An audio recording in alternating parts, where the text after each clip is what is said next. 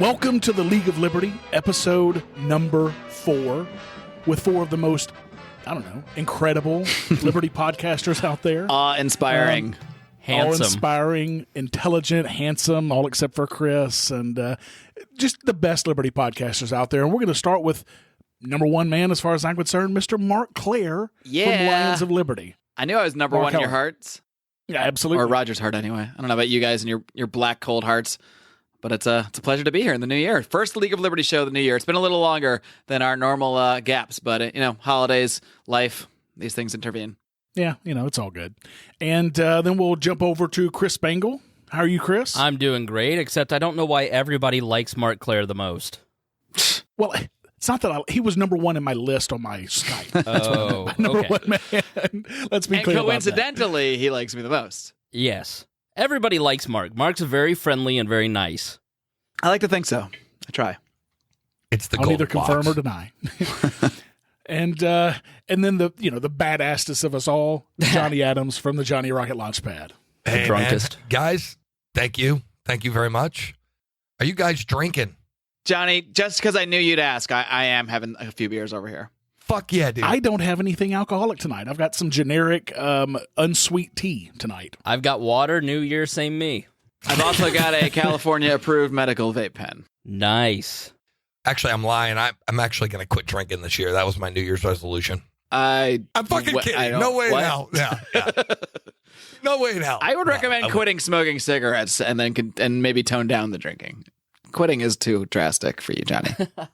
Speaking of cannabis, New Hampshire House this week passed recreational marijuana, legalized marijuana in the state. Now it's going to the Senate, so we'll see how that goes. Hopefully you guys won't regulate the shit out of it like the California bill, because it's already actually affecting the old medical marijuana stores that existed before. Like, from what I hear from reliable sources, some around my parts are now, like, they used to have happy hour and they used to have giveaways, like they give free joints to customers. But now, because LA is regulating it through this new regulatory law, which is also the same law that legalizes recreational marijuana, so now they're under all these new restrictions. So I expect that to continue, sadly, because it's California. Yeah, I saw your post on that, and thankfully the one that passed the House here in New Hampshire is pretty hands-off. I mean, it will be, hands down, the most hands-off marijuana legalization in the country if it passes the Senate. I don't want to brag, but Indiana's very close to passing Sunday alcohol sales. Sounds like Arkansas. That's why I got the hell out. And they're also going to lift the ban on menthol cigarettes, I hear. Right. You can't buy a car on Sunday here. You can't buy beer. When New Year's Eve, everybody on Facebook is like, hey, don't forget we live in a backward state. And so medical marijuana, though, has been introduced here in Indiana. It'll only take us 30 years to get medical marijuana, like daylight savings time, but we're going to do it. We're going to do it in my lifetime. So, Mark, what you're saying is that menthol cigarettes in Indiana are the wacky tobacco that everybody else talks about? I guess that's what I'm saying, yeah. From what I understand of Indiana, which is very little. So since I'm hosting this week, I want to kind of start off with what's going on new with everybody's shows, because I know that everybody's got a little bit something new going on. So, Chris, let's start with you. I know that, for example, Harry's going to start off with his own solo show on We Are Libertarians. Yeah, Harry Price is the last co-host standing. He's a fan favorite. Everybody loves Harry. Harry's the low-key best friend of the entire Walls friend circle. And I think that always translates, the type of person that you are always translates through the airwaves. And Harry's just very much a tech guy and into crypto and technology and an anarcho-capitalist, although he doesn't claim to be an anarcho-capitalist because he's so libertarian he can't have a label. And he's going to start doing a weekly show, a chat for our Discord. We have a Discord channel that's a lot of fun. And they're going to do a community conversation. So that's one of the new things that we've got going on. Yeah, when I met Harry 2 weeks ago at PorkFest, I fell in love with the guy. I mean, he's just an incredible dude. Can't wait to get him up here. Of course, we just got Brett Bittner up here, close anyway, in Boston. So I can't wait to get Harry up here too. You didn't get him there. The blonde got him there. Well, I mean, we as in a collective, it's good to have Brett close. I didn't mean we were responsible for it. Of course, I wasn't responsible for it. And I'm glad to have Brett far, so it worked out for everybody. So we also launched a new brand called WAL Politics, WALpolitics.com, and that essentially grew out of my frustration with our Facebook page. I don't know about your Facebook pages, but if you have a libertarian Facebook page and you try to post political articles, it doesn't go well. Because everybody's bias hunting and they're trying to figure out if you're a part of the left or the right, and then those people start fighting with each other and just starts to move people away from libertarian philosophy. So I started a second brand to kind of just take the new stuff that I'm interested in and separate the two out. Yeah, it's pretty status looking, but what's to be expected. Oh my God. Yes, I know. Well, how dare I try and craft content that more than 1% of the population would be interested in. Yeah, well, not everybody's perfect. Gentlemen, let's get it on. Right. I couldn't resist. Are you ready? Are you ready? I mean, the site does look great, Chris, and there is some great content. It's not the kind of content that I'm into, but whatever, it's great. Sure. I know. You'd rather talk about Bitcoin mining apparati. Well, I mean, somebody's got to get rich out of us, right? Well, we should talk about crypto a little bit, because I remember last podcast when Johnny was on his secret little mission. We can still. You're the host, Rodger. I shouldn't take over like this because we still have to talk about everybody's podcast updates. But we should get back to crypto in a bit. Yeah, Chris, are you done with all of your new stuff? I am finished. Congratulations on the cool stuff. Thank you, Mark. How about you? Well, I'm very excited to say that we had a really big push over the holiday in our paid group, the Lions of Liberty Pride, listeners of which will be listening to this program right now. And we are now, thanks to someone who, even though it does not grant them access to our exclusive bonus content, someone, because they wanted to give us a little bit of a gesture, gave us $1 a month. We are now just over $700 a month from our patrons. Nice. So Nice. I'm very excited about that. That's great. And that's fantastic. That brings us a little bit closer to our next goal, which is the $1,000 a month goal, at which point we will be traveling to libertarian events across the nation, including, hopefully, the first one I'll try to book up will be Rodger's Pork Fest, because he's already graciously extended his invitation. So listeners out there, if you want to upgrade or join the Lions of Liberty Pride, if you want to get the Lions of Liberty over to Pork Fest to be recording podcasts and putting out great content from that location and many others, give us money. lionsofliberty.com/support if you're not already on board the Pride. But yeah, we're really stoked. We're really flattered at all the support we've gotten, and we've put all that money to use. All the money we've gotten over the past year. We just started this back in February of 2017, and we've spent nearly all of it, mostly with obviously we've been spending on equipment and hosting and all the normal podcast stuff, but we did a big push towards the end of the year doing some ads on the Part of the Problem show and the Tom Woods show, and we've gotten obviously an influx of new listeners from that, so we're really excited about the direction everything's going. Well, I am definitely going to be upgrading my membership because I want to get you guys at Pork Fest so incredibly bad. So I'm going to be upgrading mine. I'm at the $5 level now, so I'm going to jump it up to 10. So everybody out there listening, help me do that. Help me get Marc Clair and these other guys, too, to Pork Fest. So speaking of Pork Fest, we just locked down Backwards. They're going to be doing a 1-hour set on either Friday or Saturday night with their incredible libertarian hardcore rap music. Also, Eric July is going to be speaking at the event. And we're working on a couple of very big guests. I can't give out any names, but one of them might be a really important libertarian comedian that Lions of Liberty might be advertising on. So we're working on that right now. I'm hoping that that's going to work out, and another couple of other big names. This is going to be the best Pork Fest ever, primarily because my wife and I are running it. But let's be honest. That's cool. Is there pork served at Pork Fest? I'm just curious. Yeah, actually, they usually have a pig roast. So. Oh, awesome. Yeah, we have a self-sustaining farm of Free State Project members that run this self-sustaining farm that they sell stuff, and they usually do a huge pig roast every year, and it's always a big event. Matter of fact, this last year they had sunglasses on because they put the whole carcass of the pig and just cut him open, and the meat's in the carcass, and so they had sunglasses on him. It looked really cool. We actually got a complaint about that because it's not polite to the animals. I was like, give me a break. Very cool. So, Mark, anything else going on with Lions of Liberty lately?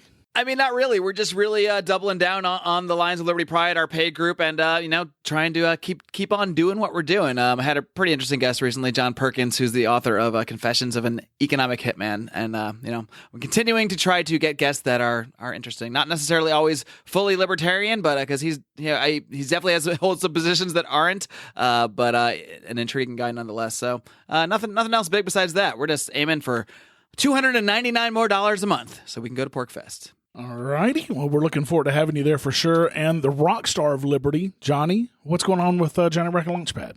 I'm trying to survive. It's been a hard month. Aw. I'm kidding. No, everything's fine. I'm actually trying to get back into the swing of things. I mean, this I've had a kind of a weird couple months, if you guys don't already know. But yeah, the show, we just picked up Larry Sharp. He's going to start advertising with the Launchpad, so I'm kind of excited about that. Yeah, right now, man, I'm just, I'm really looking forward to trying to get to PorkFest this year. It'd be the first time. I was thinking about it, though, as you were talking about backwards plan. I was thinking maybe we should try to get the band back together and get the Romeos to PorkFest. Bro, I play a mean triangle if you need somebody. I'm just saying. Yeah, I do need a triangle player. Yeah, there's a need for that. That's terrible. I know right when to ding. But I was actually thinking, most of the We've never done cold opens on the show, but if we did, that should be it. You even make Johnny speechless. That's pretty bad. I know right when to ding your bell, Johnny. All right, thanks. Okay. Yes. Perfect. Yeah, but I think it would be cool. Like maybe I could talk the guys into getting together for PorkFest. If you wouldn't, maybe I can convince them to come. It'd be kind of cool to have the band back together after 2 years? No. That would be the cold open right there. Maybe I can convince them to together. Well, hey guys, if you come, I'll tell you, I will get you on the stage somehow, some way. That's for sure. Matter of fact, if all, I'll get your band on stage. But if I can get all three of you guys there, we'll do a League of Liberty, podcast live from the event, and even do a panel from the main stage. So this all we'll definitely sounds make awesome. This happen. Hell yeah, that does. Maybe we should start a band, a League of Liberty band, and perform at PorkFest for the first time. That's right. Yeah. Well, see, all I can play is the trumpet, and all Chris can play is the skin flute. That's so hack. Even you're beneath that joke. Nope. I have definitely not. I'm definitely not. Okay, so who's playing drums then? I actually used to play drums a long time ago, and by that I mean 8th grade was the last time I touched a drum. But maybe it'll come back to me. I've played a few bongos in my day. I heard that Mark was used to beating it, so whatever. I could play the recorder too. Oh no! That's terrible. Because I can't handle a full skin flute. It takes a lot of man to handle a skin flute, son. It sure does. That's what she said. Takes a real Indiana boy. Corn fed. That's how you guys sound, right? That's the Indiana accent. Yes. So with Pax Libertas, going to what's going on with my stuff, we the Lava Flow finally hit $250 per episode. So I'm doing weekly episodes now for the first time in 3 years, which is kind of a pain in the ass, but I'm loving it. Yeah. It's certainly making things a lot more difficult. Well, I put in a lot more pre-work than most podcasters because I script mine. So I'm putting in 8 to 10 hours a week, and but I'm loving it. And so it's $255 an episode, so a little over $1,000 a month. Just got a new sponsor, Helium, that we talked about on the last episode. They're now a sponsor of the Lava Flow. Which is awesome. And we've got 2 new podcasts coming out on Pax Libertas. We've got One Free Family, which is a peaceful parenting podcast from 2 people that I have learned so much about peaceful parenting from since I moved here to New Hampshire. It's basically a new take on peaceful parenting from a liberty perspective. And this is one that if you've got kids, or if you talk to people, even if you don't have kids, but you want to learn how to interact with people better, this is going to be a great podcast for you, period. And the next podcast right after that is Anarcho-Christian, which is evaluating the relationship between the libertarian and the state, the Christian and the state, from an anarchist perspective. So both of those are probably going to be out in the next month. They're both coming right at the same time, which is not quite the way I planned it, but hey, it's going to work out. So other than that, everything's just normal. I have a caveat to what I was going to say earlier because I kind of forgot. But what I'm doing also with the show is I'm actually rotating co-hosts. So we just had, we've had a few people. We've had Alex Merced on, and John Odermatt, and Alexander Meyer, who is also doing the coloring for the new Liberty Force comic book, issue 2. So I'm actually having Remzo. Did you sign John Odermatt out from Lions of Liberty? He didn't even tell me about this. Yeah, just for a show. Backroom dealings going on. Yeah, totally, dude. But I'm going to get you guys on. Felony Friday, now a Johnny Rocket Launchpad production. I like it. So what's up? Well, how come we're not talking? Like we're usually stepping over each other, and now it's like we have nothing to talk about. No, I think we have plenty to talk about. I think everybody's just waiting their turn. You know, I'm just making sure that we all made a resolution to be more polite in the new year.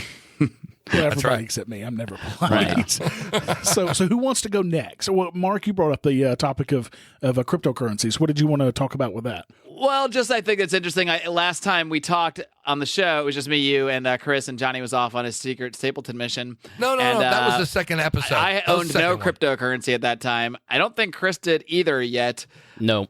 I'm not going to directly credit your podcast because I talked with other people about this stuff, but wanting to dip my toe in the water for a while, but I'm kind of like an all-in kind of guy, so I did a little more than dip my toe in the water. I went from owning no cryptocurrencies during the very last episode of the show. Now I have, not only do I have a Helium account, so that's, doing what it's doing, but I also own Bitcoin, Bitcoin Cash, Litecoin, Ethereum, Cardano, Siacoin, and Ripple. So nice. I've kind of gone Bitcoin nutty. Wow. You've got more than I've got as far as number of different cryptocurrencies. Yeah, it's small incredible amounts of each, but yeah. Speaking of Helium, did you use my? You didn't use my thing. I did. You? I did. I think I did. Did you? I don't see your name on here. Oh, well, I do see Chris Spangle's name, but his account has no active funds. Yeah, I haven't messed with it yet. Yeah. Well, I've actually made about 20% in the last 30 days. It might not have gone through because the first time I tried to use yours, I ended up not fully signing up, and then I went back and signed up. So I'm now that I think about it, I might have messed up and not regone to the right link. Well, send Pace an email or a message on one of the boards and let him know that you're my guy. Okay, let me. I'll make a note. Yeah, that's important. Right after Rodger inspired me to, I joined Coinbase and I jumped on Coinbase. And I put about 150 into Bitcoin at 9,000, rode it up to 18,000, sold all that, put it into Litecoin, and then rode up that, and then I ended up making another $150, cashed out within 2 weeks, took out $300, and then I just put a little back in today, like $10 in each one of the Coinbase, just because it's like, what if John McAfee's right? But for the most part, I haven't really studied all of it enough to figure out Helium and figure out how to buy Ripple and other exchanges. Coinbase just makes it so easy. But I will say that because it is so easy to use, it makes you go, oh, okay, I understand this now, because you're literally just putting some stuff in an app and then you're writing it up and then it's like, oh, great. So I think it's been a real boon for crypto, because people like me who are crypto curious are dipping their toe in the water, seeing some results, and kind of understanding the underpinnings of how all this works. We ended up doing a show on crypto, and I had some super serious nerds on to explain how all of it worked. And he raved a lot about Dash. He liked Pivx, which I guess is a spinoff of Dash. And I've learned a ton about it since we last talked, because Rodger really inspired me to look into it. And I'm so glad he did, because I had an extra $150 to spend on Christmas presents. So, and I really do think that everybody's ranting. I've heard Stapleton, he was a Forex trader. I mean, he understands currency probably better than all of us combined, but, it's like the tulips, it's a bubble, it's going to pop. But I think the floor is going to be much higher if it were to crash. I think it's already kind of the fever subsided, and I think there's so many people that ran in and during that tulip mania, like me, who went, oh, well, this is pretty cool. Let me start looking around at Ripple and Dash and Pivx and some of these other currencies. So I think I don't necessarily look at it as though there's going to be a crash. I think that it just completely raised the floor. And it's really been a great. I mean, if you're somebody like Rodger who understands crypto and has been involved with it for a long time, you've got to be pretty happy right now. I mean, looking at several different things, including crypto and some other business ventures I have going on, my goal is to be working from home for myself in the next year. By the end of 2018 is my goal, and that's going to be tough to do because I make over a 6-figure income, so that's tough to replace. But because of the the crypto holdings and because of the podcast and because of the voiceover stuff that I'm doing, and other things like that, I should be able to do that in the next year. And that's fucking incredible to me. I mean, that's to be great, able to man. do that with very little effort in the next 12 months that's amazing. Yeah, I remember you told us about Dash, and you're like, yeah, Dash is at 700, and I made like 20%. So I've been keeping an eye on Dash, and I think when I looked at it yesterday or the day before, it was like almost 1,200, 1,300. And I was like, oh, man, I wish I hadn't been lazy the Friday after we did that. I bought all that crypto on Coinbase, and I was like, I was going to go sign up for Helium and do Dash, and I was like, I'll do this on vacation, and then I never got around to it. Now it's it's like 25% higher, 50% higher, whatever. I don't know math, but from the first Dash that I bought, I've made, looking at my holdings right now, 15,594.61% gain on the first wow. Dash. 16,000%. I think about it. I first did a podcast on Bitcoin, like it's in the early teens of my show. I'm trying to remember the guy that I had on. What was his name? Anyway, Trey something or other, if that rings a bell to anybody. That's how long ago this was.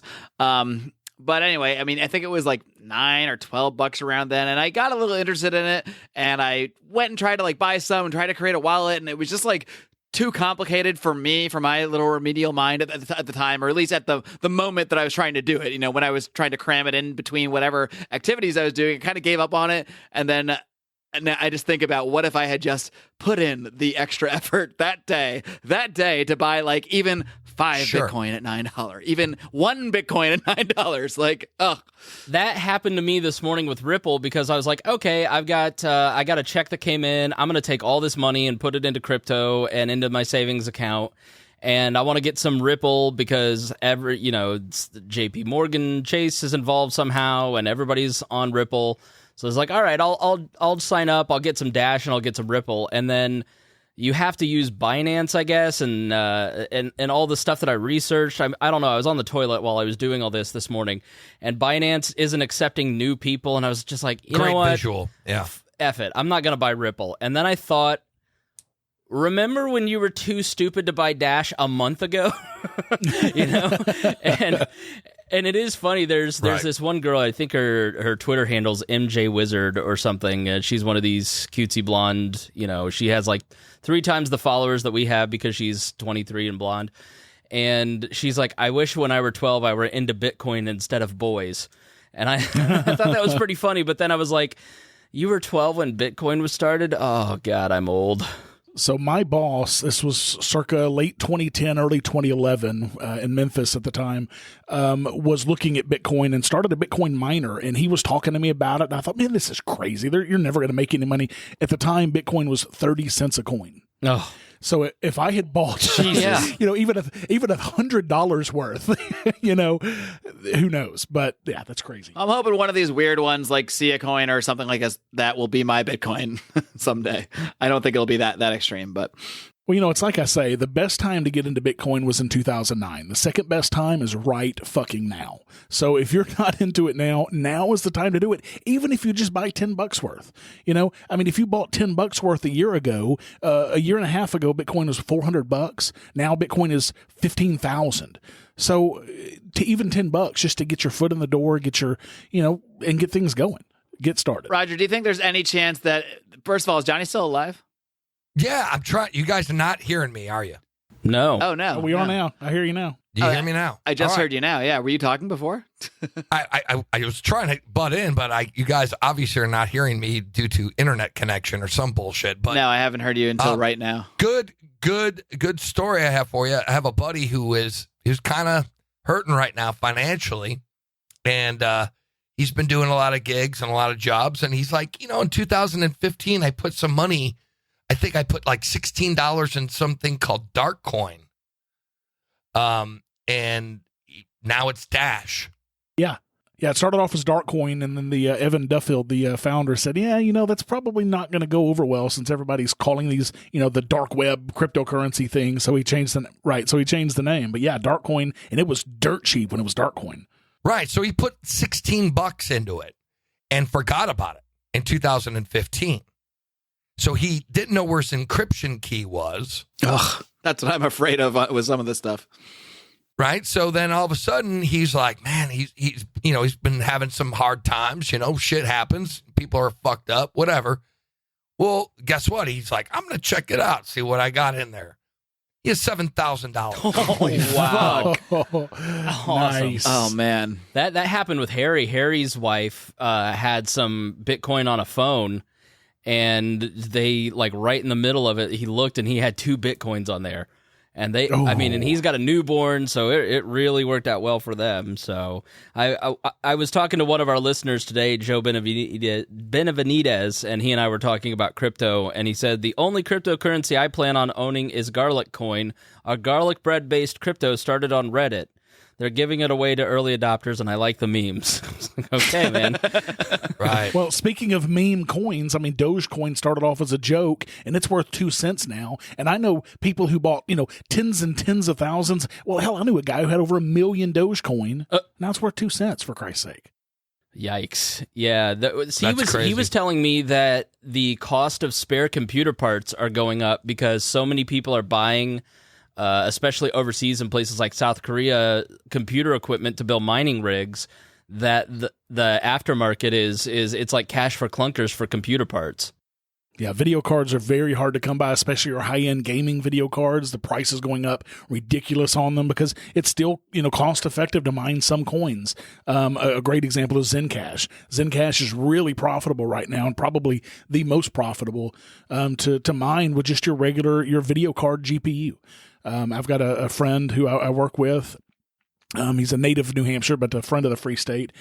He's mining with 4 GPUs right now, and he's getting about 10 Zencash a month, and that's at $63 per Zencash. So he's getting another $650 a month for just running a couple PCs at home.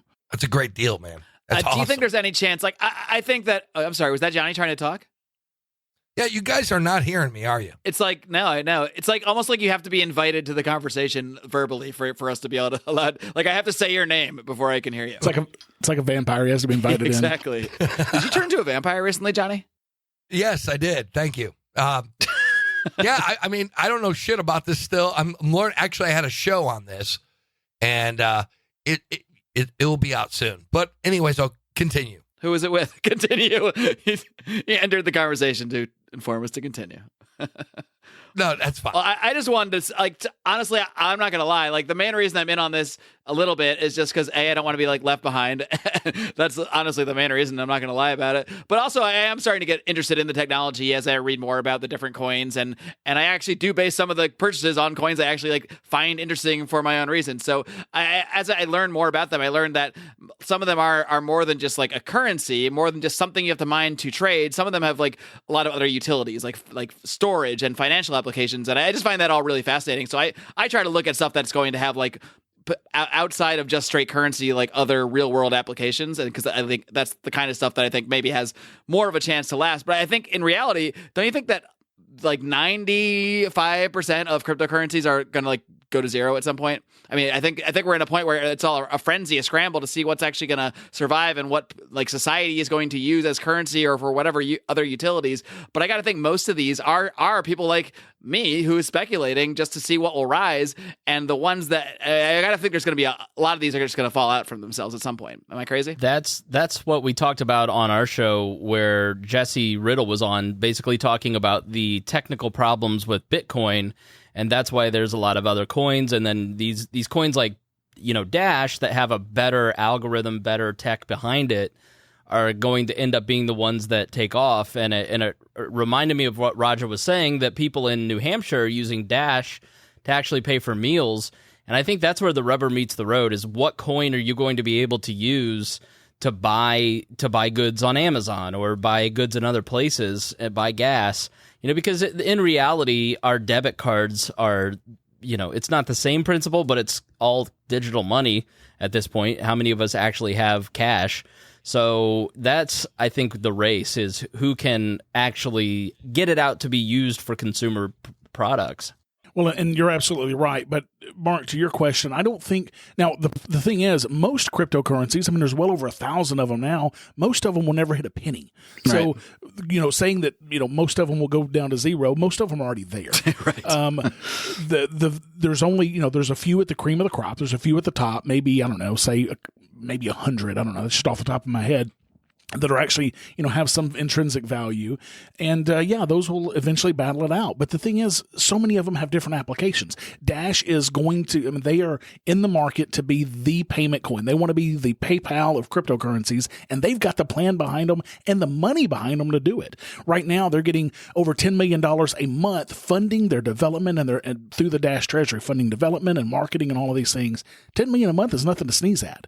So they're putting that directly into making the coin the PayPal of cryptos. Bitcoin will be good for storing money. Zencash is going to be great for private messaging and for IPFS and storage of things. So different Ethereum would be great for contracts, smart contracts. So I think that you'll have several of them who kind of rise to the top of their field. But eventually, most of them will be worth what they are now, useless. Worth so nothing. You're saying that a cryptocurrency backed on garlic bread probably won't make it.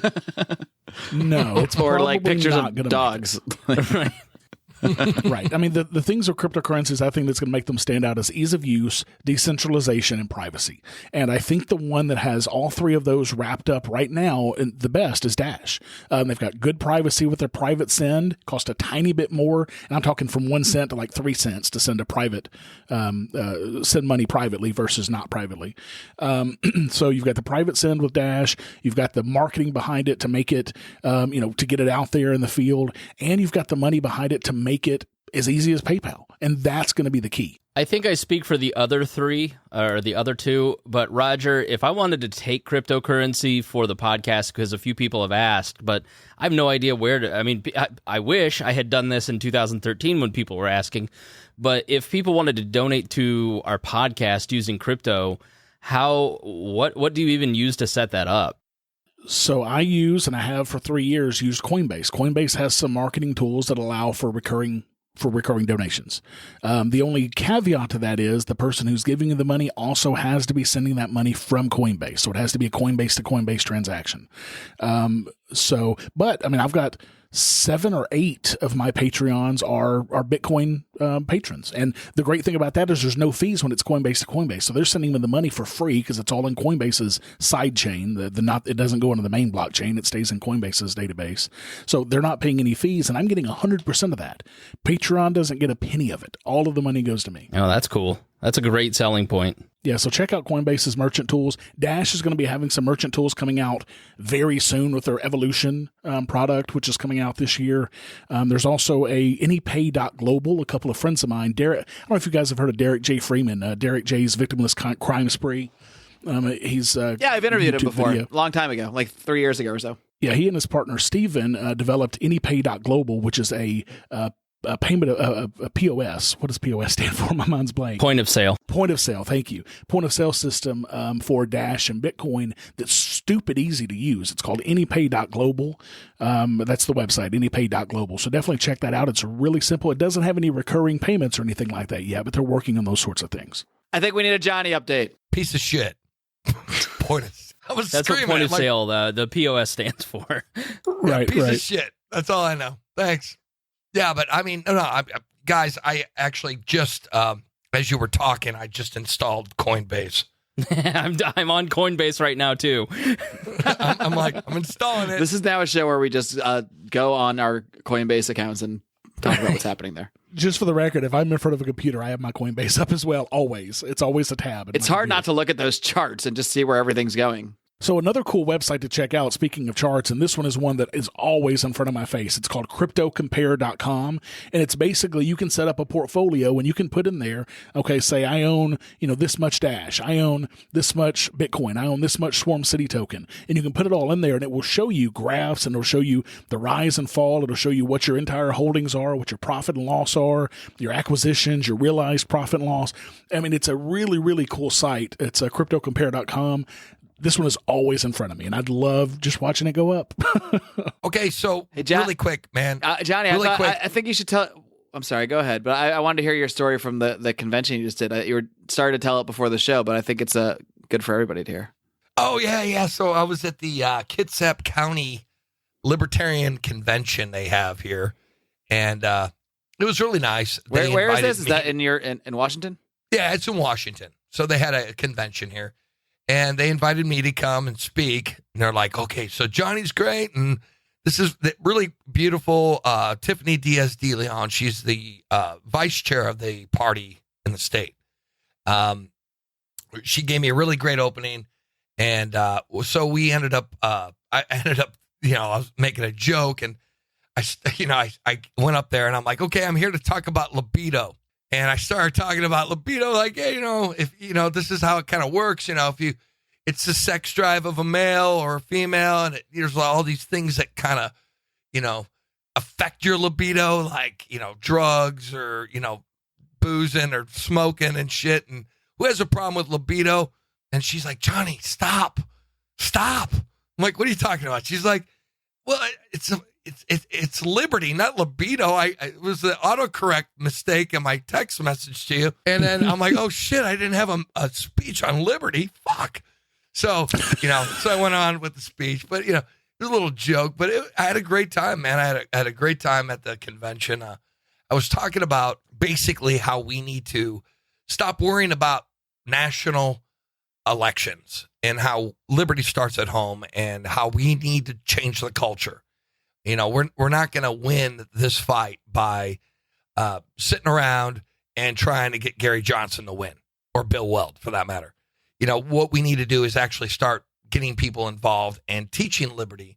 I think the National Party is okay in the sense of learning. But I asked a question, though, I thought was important. I said, who thought Gary Johnson would have won? Nobody.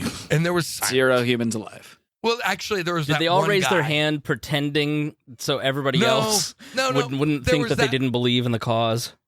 Right.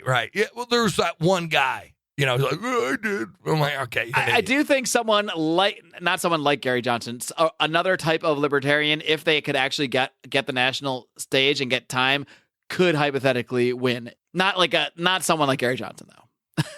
My question is, who would want Gary Johnson to win? I mean, let's be honest, the guy is underwhelming. I mean, Yeah. even taking away his libertarian cred, because I don't think the guy's a libertarian at all. But No. just say that he is. He's so underwhelming. He's so, okay, he runs, he rides bikes, he climbs mountains. He's goofy, but he Gary. He talks like he's just high all the time. I mean, let's be honest. He talks like he's high looking for some munchies. That's true. Yes, but the problem Yes. is we don't all operate in a vacuum. It would be great if we could, and this is always you have to be careful with polls like, Donald Trump is losing to the Democrat in the 2020 race. It's like, well, Right. yeah, people concoct their perfect Democratic candidate.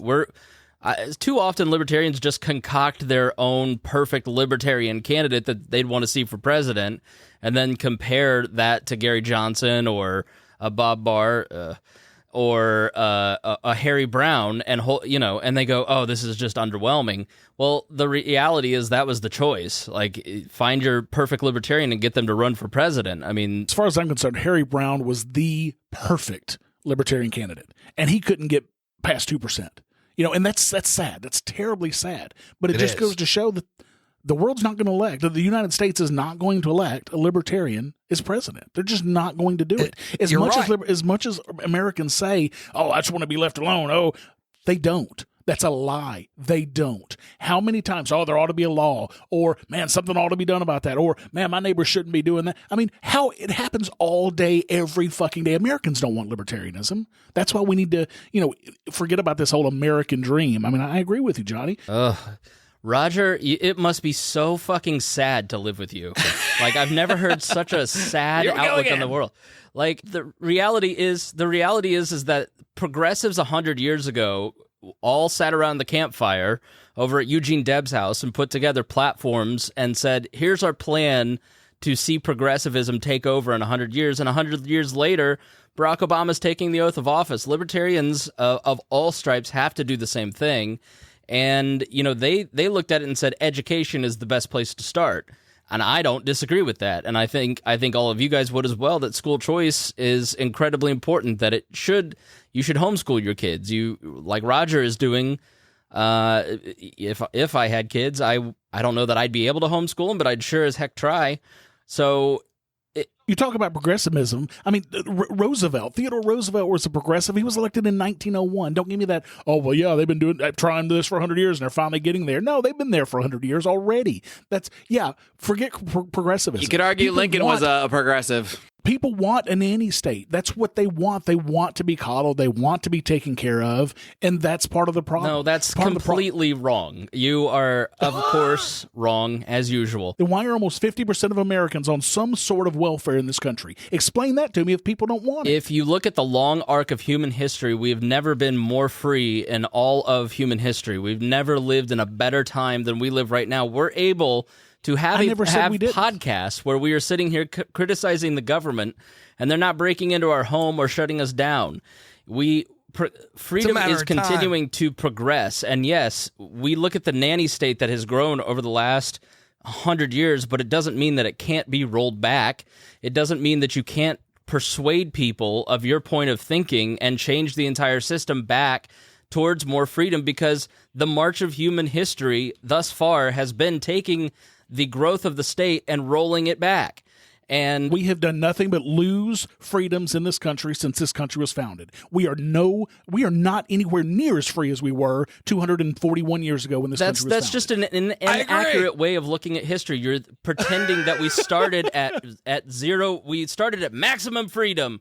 And then the Constitution. You are putting words in my fucking mouth, and I'm not going to allow it. No, Chris. you're wrong. You're not going to put words in my fucking mouth. You are a pessimist who is looking. You are wrong. You said that I said that we started at maximum freedom. I never said that. I said we started 241 years ago with more freedom than we have now. I never said maximum freedom. You're putting words in my mouth, and I'm not going to sit here and let it happen again. But that's the exact implication that this is the wrong thinking that you anarchists have. You think that somehow we start at maximum freedom and then everything is.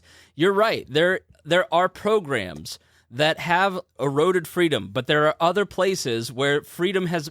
Go and tell a black person, Rodger, that they had more freedom at the founding of this country than they do today. That's asinine. It's stupid, and depends where they live. It's this all-encompassing view of history that just isn't an accurate statement of where we have come from and where we're going. We have more freedom now than we have ever had. That is a definitive statement. There are more people in this country that have freedom than had 100 years ago, because the average person in this country had more freedom in 1976 than they do today, period. That is a fact. And I'm talking the average person. There were a lot less African Americans here than there are now. So what is it, 17% now? Less than 1% then.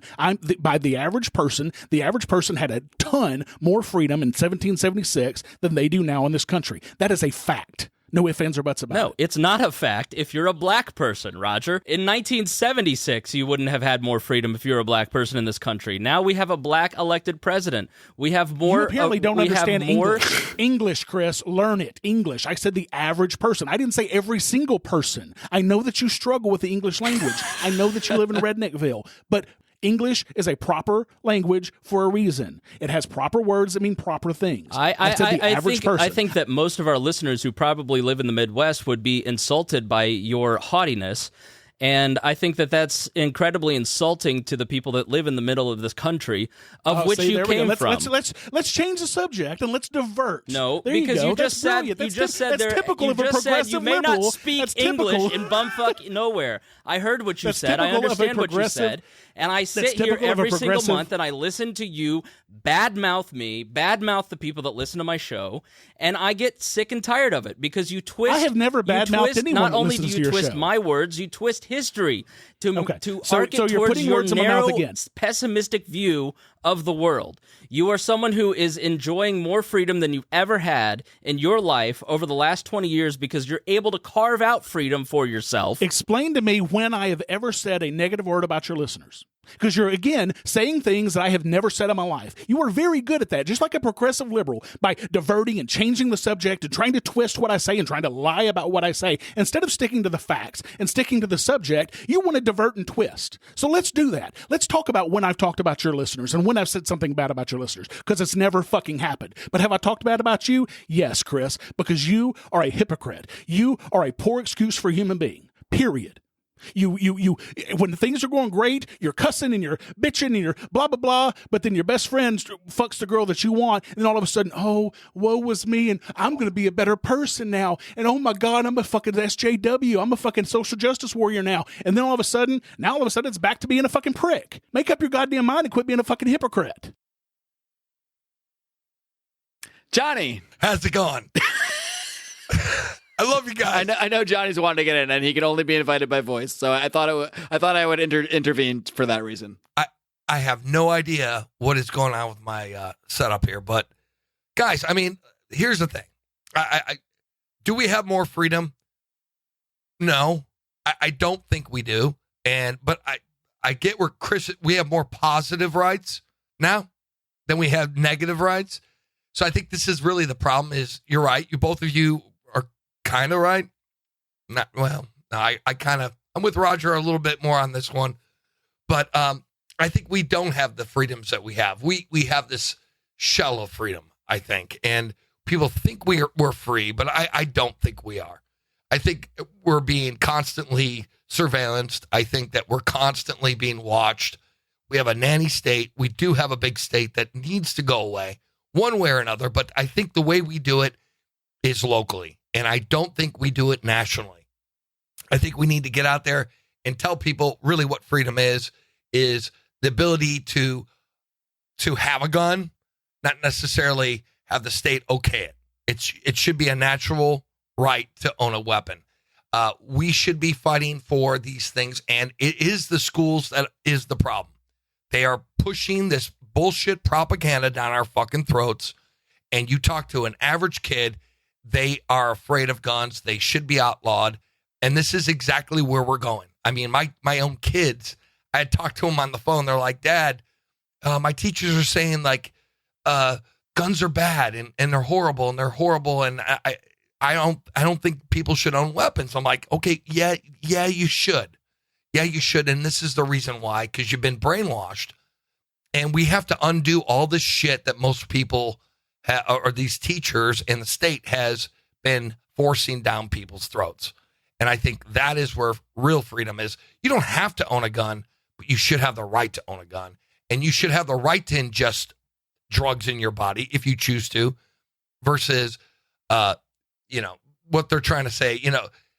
My main point is that it shouldn't be the state giving you the right to do it. It should be the individual that allows you to do it. You as a person have that natural right. It shouldn't be the state giving you permission. That is all I'm saying. That's actually an interesting point, because that is what's happening in a sense, whereas, say, 200 years ago, it's not that marijuana was legal, is that there was no laws about it. It's just whenever it's not written, you can do. And now, where we're having a wave of legalization of a number of things, I think it's generally a positive trend, but it's legalization kind of with permission. It's kind of, it's a different, it's sort of state it's like a positive giving back of rights. It's a twisted way of receiving it, a way that has a lot of unintended consequences.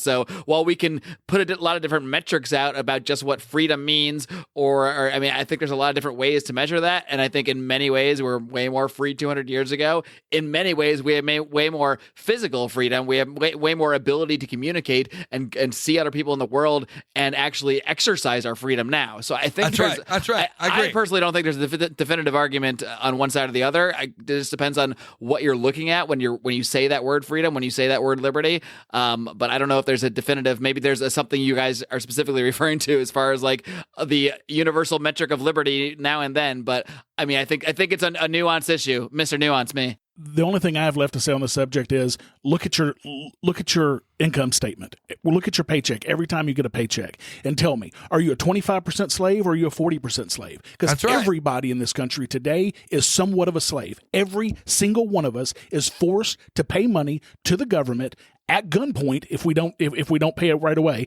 at gunpoint, at death if possible. So every one of us is a slave today. So less than 1% were a slave in 1776. I don't even know it was less than 1% in 1776. It was very low. Today, every one of us is somewhat of a slave. So to me, based on my paycheck alone, I'm a hell of a lot less free than I would have been in 1776. Now, you're talking about technology things. Sure, the internet gives us the ability to communicate better, but that's a technology thing. That's not a freedom thing. Obviously, technology is always going to get better. Right. They didn't have carriages for a while, and they had those in 1776. But look at your paycheck. That's where you know the difference. And of course, Johnny brought up guns. Look at prohibition, as Mark brought up. Things weren't prohibited in 1776. Now, try to find me a list of everything that's prohibited in one list. That's right. You can't do it because it's impossible to do. Well, I think that's the key. Rodger. That's where we can agree. Economic freedom has been lessened, but personal freedom has been greatly increased. Okay. What do you mean economic freedom has been less? Economic But freedom it's is been less increased now than by it was like then? the increase of technology, not really by like the increase Yes. of man's philosophy towards freedom. That's Absolutely, true. yeah. Yes. Which is still a good listen, thing. Really quick, can you guys hear me? Fuck. Yes. This is I can hear you. frustrating. We hear you, Fuck. Johnny. We hear you, Johnny. Okay. The point I want to make is it shouldn't be up. This is my biggest fucking problem. It shouldn't be up to the national fucking government to state that gay marriage needs to be made in all 50 fucking states. That is a natural right. People should be able to marry whoever the fuck they want. It shouldn't be the state giving permission. That is that's what pisses me off more than anything. It shouldn't be up to, I'm getting permission from the state to marry somebody, right? It should be up to the private organization or the church. If the church wants to allow that, that's up to them. It's the whole, we're giving you permission. This is what I think the Libertarian Party is going. And the National Party is trying to push that philosophy that they are going to make legislation to make everyone equal or on some sort. We need national gay marriage. No, you still have fucking property rights. That's my problem. So that's the point I wanted to make earlier. Well, but do we have property rights? Because if I don't pay my property taxes, I don't own my property anymore. You don't have property tax. It's really that simple. There was no such thing as property tax in 1776 in the United States of America. That's right. But today, I agree. if I don't pay my property tax, then the government owns my property and they're going to sell it to the lowest bidder or the highest bidder. That's true. Do we really have private property freedom? No, you don't. And we should. They might sell it to the lowest bidder if there's a crony deal. Well, that's true too. Yeah, good point. I was right the first time. You're right. No, but that's what I'm saying. That's what we should be going towards is establishing property rights. That's my problem. Like, so if you're a church and you don't want to, let's just say you don't like homosexuals, it should be your right to say, you know what? There's another church down the street who might do it. That's my point. But I'm There's not a giving you choice. directions even. But every right comes down to the right to a property right. Every single right. The right of my life is because I own my body. I own my life. Every single right is a property right to the nuts and bolts of it. Even the freedom of speech. Hey, I have the right to say what I want to on my property because I own my property. I own my body. So that's a property right as well. So every right is a property right. No, I agree. And I have no disagreements with what you're saying. What I'm saying is I think the Libertarian National Party is looking at things wrong.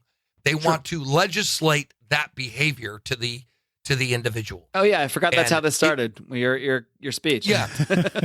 Right. God damn. Things got a little crazy in there. I kind of forgot where we were. It did. So I that's what I'm trying to say is it should be up to the individual. It should be up to the owner. There was what was that thing about Colorado with the bake the cake thing, right? Oh yeah. Well, I went to the SCOTUS, and they defended it. Said, hey, you have the right to serve whoever you want. However, you have the right to discriminate regardless. And I'm like, fuck yeah, awesome. I mean, but let's be honest. I mean, discrimination is part of life.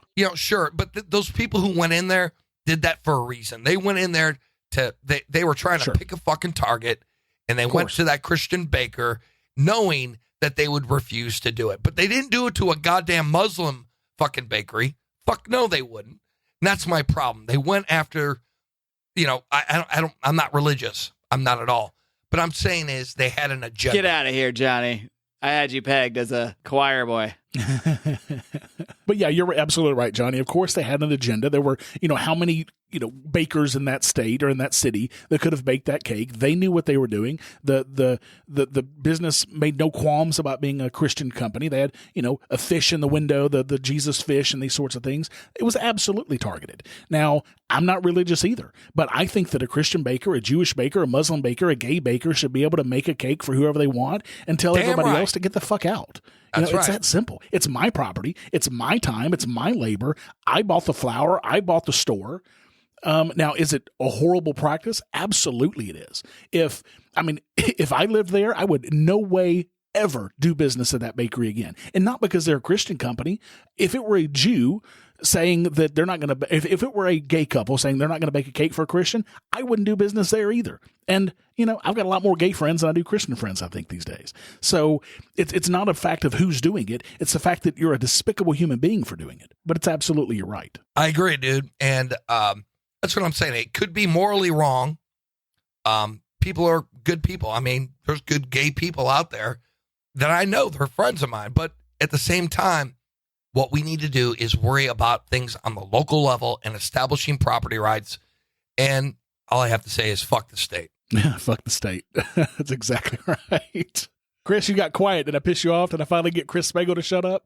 Well, I think hopefully Things you'll get edit a little real there. Hopefully you'll edit that part out because that was the best part of the show. I'm just kidding. Dude, No, that's that was gonna be awesome. that's gonna be the teaser. That's gonna Everyone be the loves the opener. controversy. We can, Yeah. you guys can hug and make up now.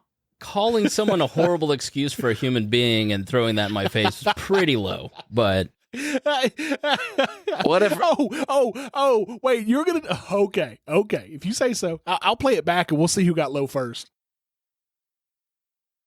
You got quiet. Let's just say the below the belt areas are sullied all around. Some more than others. The problem was I was sticking to the facts, and like a typical progressive liberal, you made it personal and you tried to twist and distort and change things that I said, and when you want to do that, that's fine, but then I take the gloves off. and that's your right. And thank you so All right, much for well, if coming you out guys to think the this is fun, just wait until we're all live at PorkFest, physically next to each other, when this can really get fun. Yeah, we might want to put Johnny and Mark in the middle.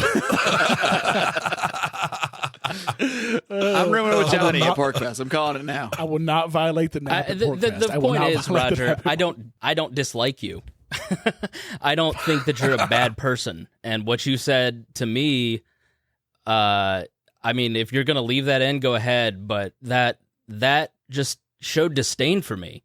And I don't have that for you, man. Like, you're my friend, and I thought you were my friend. And if you think that about me, then you don't have to be my friend. That was a... You literally just tried to turn all of your listeners against me by making a statement that I have said your listeners are bad people. I've never said anything like that in my life, Chris, but you tried to throw that at me and try to turn your listeners against me by saying that, and that's bullshit. I called you on it, and then you got pissed off that I called you on lying. No, what you have done in the past, let me be very clear, what you've done in the past is people who think like me, you don't have a lot of respect for them. And that's fine because I don't have a lot of respect for people who want to steal from me. You're absolutely right. I have no respect for anybody who wants to steal a single penny from me. No respect. I understand that. You're absolutely right. But to take it to such a personal place is that was I get what you're saying, and I apologize, Rodger. But man, I didn't realize you thought that little of me. And that's really disappointing, man. I'm sorry you're disappointed. So Can you guys just fucking hug? I think anybody that listens to that will go, yeah, Spangle was wrong, but what the fuck? Like, making fun of somebody who tries to make a legitimate effort to improve their life. I wasn't making fun of you, Chris. I was telling you the facts as I saw them. I was not, call it fake news or whatever, but that's the way that it went. And you're going to stand here. You try all the time, Chris, to be a holier than thou person, but you're just as much of a prick as any of us. At least I know I'm a prick, and I'll tell everybody I'm a prick. That never changes. Yeah, but I'm a you prick. go from this, I'm a prick. Oh, I had a rough time, so now I'm going to be nice to everybody, and I'm not a prick anymore. Oh, I'm a prick again. Oh, shit, I got shit on again, so now I'm going to be nice to, oh, I'm a prick again. I mean, I've seen that, and we would have known each other 5 or 6 years. I've seen that 3 times at least. And I understand that you want to make yourself a better person, Chris. I get that. Everybody does. But own up to what you are. Don't try to put on false fronts for something that you're not, because it's clear, it's obvious to everybody, and it's not just me. I've had this discussion with many people. It's not just me that sees it, Chris. I love you, Chris. When we hang out, when I see you, I have fun. I enjoy you, but I have a lot of disagreements with you. I think that some of the things that you do and some things that you say are incorrect. And okay, maybe I went a little bit extreme with horrible human being. I should not have said that. I do not think that you're a horrible human being, and I apologize for saying that. There it is. All right. Now we're getting, we're family now. However, maybe you should reflect on you instead of I don't even know where I want to, but every time something bad happens to you, Chris, you go through that cycle. I've seen it. Many other people have seen it. Maybe you should reevaluate. Yeah. Well, okay. Yeah. I'll just descend into being a shitty person. That's the nature of trying to become a better person, is you are constantly falling down and picking yourself back up. And maybe I'm an idiot for being authentic and open about that shit and just do it in private. And trust me, I've learned that lesson now. I mean, but you know. Or just own up to who you are. I mean, that's all I'm saying, Chris, is own up to who you are. You're not an angel. You're not. I know that. I know that I'm not an angel, and I'm very clear about that.